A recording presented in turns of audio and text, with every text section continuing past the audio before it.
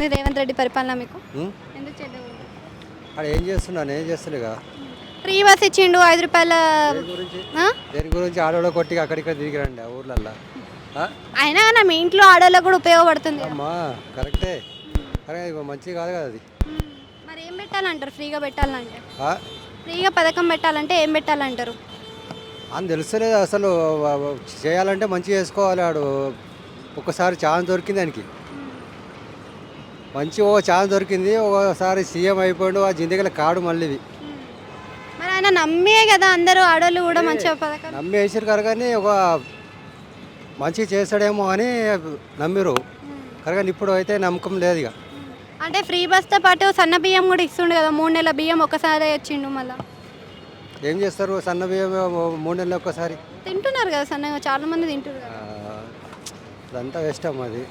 మరి కేసీఆర్లో ఏం మంచిగా నచ్చింది మళ్ళీ మీకు? కేసీఆర్ పరిపాలన ఏం నచ్చింది మళ్ళీ? పిఎం కూడా చేయని పని కేసీఆర్ చేసిండు. ఏం పని చేసిండు? ఏం పని చేసిండు? కళ్యాణ లక్ష్మి ఇచ్చిండు, కళ్యాణ లక్ష్మి ఇచ్చిండు.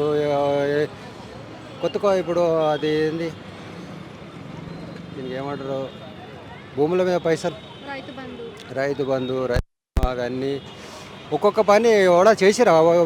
ఇప్పటిదాకా కాంగ్రెస్ ప్రభుత్వం ఉండే, బీజేపీ ప్రభుత్వం ఉండే కూడా చేసిరా, చేయలేగా.